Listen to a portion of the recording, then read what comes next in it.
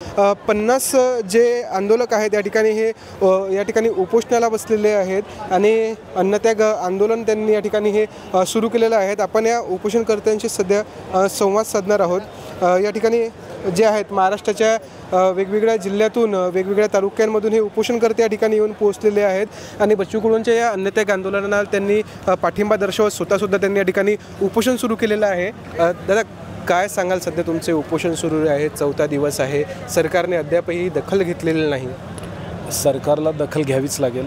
त्याचं कारण असं आहे, जनसामान्यांचं नेतृत्व म्हणजे आज तुम्ही विविध समाजातल्या चर्चेचे सूर जर ऐकले तर शरद जोशींनंतर जर कोण असेल या शेती मुद्द्यावर ठाम आहेत। भले ते संसदेमध्ये विधानसभेमध्ये प्रश्न काय चर्चिले जातात त्यावरून त्याचं प्रतिबिंब दिसतं आणि 20 वर्षाचा कालखंड विधानसभेत बच्चूभाऊ कडू या नावानं काय प्रश्न चर्चिले हे सगळ्यांना ज्ञात आहे। शेतकऱ्याचा, दिव्यांगाचा, कामगाराचा, बारीक बारीक विघटित झालेल्या समाजाचा सुद्धा प्रश्न त्यांनी घेतलेला आहे। त्यामुळं त्या समाजाचा एक हुंकार आता येतो आहे। त्यामुळं असं म्हणता येणार नाही की सरकारला यात दुर्लक्ष करावं लागेल। जर यात सरकार तसं करत असेल तर 101% यातनं पुढे काय होईल का सरकारच दुर्लक्षित होऊन जाईल।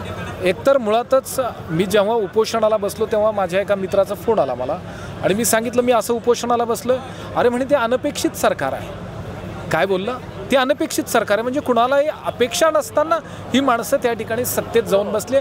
ठीक आहे, काय कसे बसले, काय बसले, आता याच्याशी आम्हाला सोयरसूतक राहिलेलं नाही आहे। पण सोयरसूतक त्या गोष्टींशी आहे की तुम्ही बोलला काय होतात, तुम्ही काय बोलला होतात का शेतकऱ्यांचा 7-12 कोरा कोरा कोरा कोरा ही ट्यून सेट झाली जनसामान्यांच्या मस्तिष्कमध्ये।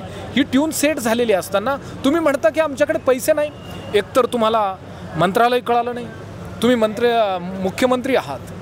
तुम्ही ज्यावेळेस भाषण करत होता त्यावेळेस तुमच्याच अलायन्सचा मुख्यमंत्री तिथे बसलेला होता आणि त्यानंतर लगेचच तुम्ही मुख्यमंत्री झाला आणि तुम्ही म्हणता अर्थमंत्री राहून गेलेला आहेत आणि तुमचा अलीकडचा अर्थमंत्री जो अनपेक्षित अर्थमंत्री झालेला आहे अजितदादा असतील ते म्हणतात पैसे नाही, तुम्ही म्हणतात त्यांचं ऐकावं लागेल।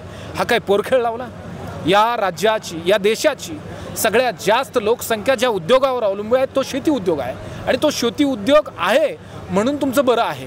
सगळा तुमचा GDP वगैरे तुम्ही जे काय आर्थिक गणित मांडताना त्या सगळ्यांचं बूड हे शेतीचं अर्थकारण आहे आणि तुम्ही त्याला जर असंच वाऱ्यावर सोडता असाल तर हा देशसुद्धा डबघाईला जाईल, तुम्हीसुद्धा डबघाईला जाईल। काय वाटतं आता अपेक्षा काय, सरकारनं काय केलं पाहिजे? बघा, सरकारवर विश्वास ठेवावा अशी परिस्थिती आज नाही आहे। म्हणजे निव्वळ फसून आणि खोटं बोलून सत्तेत आलेले हे सरकार आहे।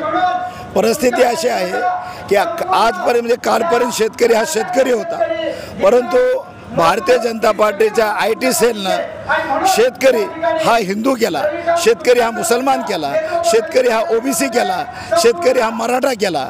त्यामुळे शेतकऱ्यांच्या डोक्यामध्ये जात घातली, त्यांच्या कपाळावरती झेंडा चिटकवला आणि शेतकऱ्यांच्या महत्त्वाच्या प्रश्नापासून शेतकऱ्यांना दूर ठेवण्याचं काम यांनी केलं आहे।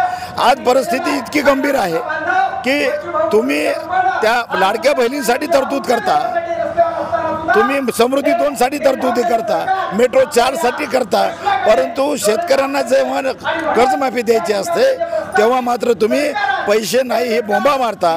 परंतु जे मोठे टेंडर काढले जातात ज्यामधून तुम्हाला शेण खायला मिळतं, टक्केवारी खायला मिळते, ते तुम्ही काम करता।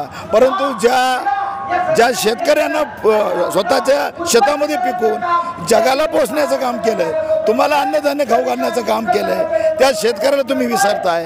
एक वेळ मोदीची योजना, मुख्यमंत्र्याची योजना जर आमच्यापर्यंत नाही आली तरी चालते, परंतु शेतकऱ्याचं अन्न जर मोदी आणि फडणवीसच्या घरी नाही गेलं तर त्यांना उपाशी मारावं लागेल हे ते विसरून चालत आहेत। शेतकऱ्यांच्या जीवावरती मोठे झालेले लोक आहेत आणि यांना डावलण्याचं काम केलं जात आहे।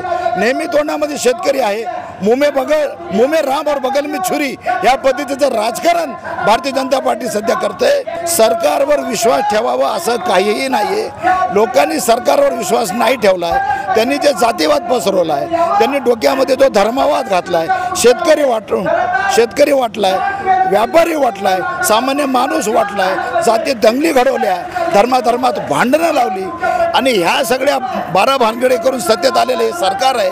हे सरकार बदमाशाचं सरकार आहे, हे सरकार लबाडाचं सरकार आहे। विश्वास आम्ही ठेवायचा कोणावरती? जोपर्यंत GR निघत नाही तोपर्यंत आम्ही इथून हटणार नाही। भले आमचा जीव गेला तर परवा नाही, आज आमच्या तब्येती बिघडायला सुरुवात झालेली आहे, परंतु सरकारला जाग येत नाही। सरकारची जर इच्छा असेल रस्त्यावरची लढाई लढायची असेल तर आम्ही ही लढाई सोडून रस्त्यावर उतरू आणि जो शेतकरी हातामध्ये नांगर धरून शेत नांगरणे त्याला माहिती आहे, तो हातामध्ये रुमणं घेऊन सत्ताधारी सुद्धा नीट करू शकतो, उसाचं टिप्पूर हातात घेऊन सत्ताधारी नीट करू शकतो। हे सरकारने विसरलं नाही पाहिजे, त्यांनी आमचा अंत पाहायला नाही पाहिजे। आम्ही शेतकऱ्याची मुलं आहोत, आम्ही आमचा घामाचा दाम मागतोय। तुम्ही जर आम्हाला MSP दिली असती आणि हेच फडणवीस आज सोयाबीनला 6,000 रुपये भेटावेत म्हणून महाराष्ट्रभर बोंबलत फिरायचे, आज तेच 3,500-4,000 रुपये सोयाबीनला भाव मिळत असताना मूग गिळून गप्पा आहेत। हे लबाडाचं सरकार नाही तर काय आहे?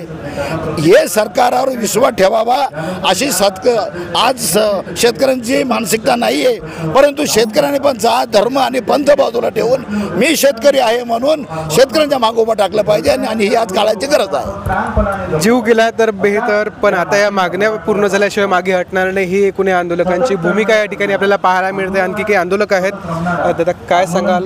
आंदोलन सुरू आहे, 4 दिवस पूर्ण झाले, काय वाटतं? सगळ्यात महत्त्वाची गोष्ट अशी की सरकारने दिव्यांग बांधव विधवा महिला आणि शेतकऱ्यांसंदर्भात जे आत्तापर्यंत जे आश्वासन दिलं आहे ते एकदम फोल ठरलेलं आहे। कोणतंही आश्वासन त्यांनी पाळलेलं नाही आणि कोणतंही आश्वासन त्यांनी पूर्ण केलेलं नाही। जेही आश्वासन त्यांनी दिलं त्या वेळेला त्यांनी फक्त वेळ मारून नेण्याचा प्रयत्न केला आहे आणि शेतकऱ्यांसाठी आणि दिव्यांगांसाठी 6,000 रुपयाचं मानधन चालू करण्याची असं मागणी केली। दिव्यांग बांधवांनी पण मागणी केली, शासनाने पण त्याला दुजोरा दिला, परंतु फक्त दुजोरा दिला शेतकऱ्यांचं दिव्यांगांचे मतपरिवर्तन किंवा मतविभागणी व्हावी म्हणून केली, परंतु त्यांना त्या संदर्भात कुठल्याही प्रकारची मदत आत्तापर्यंत त्यांनी दिली नाही, शासनाने दिलेली नाही। एकूणच ज्या 17 मागण्या आहेत त्यामध्ये शेतकऱ्यांच्या सुद्धा प्रमुख मागण्या आहेत। त्यामधली एक जी प्रमुख मागणी आहे ती आहे शेतकऱ्यांचा सातबारा कोरा करण्याचं जे वचन दिलेलं होतं ते पूर्ण करण्याचं आहे। यासह म्हणजे राज्यातील जे शेतकरी आहेत, दिव्यांग आहेत, कष्टकरी आहेत, त्या सर्वांच्या त्यांच्यासह इतर सामान्य लोकांच्या ज्या प्रमुख 17 मागण्या आहेत त्या 17 मागण्यांना घेऊन हे उपोषण सध्या या ठिकाणी गुरुकुंज मोजरी या ठिकाणी सुरू झालेलं आहे। अवकाश बोरसे, लोकमत डिजिटल, अमरावती।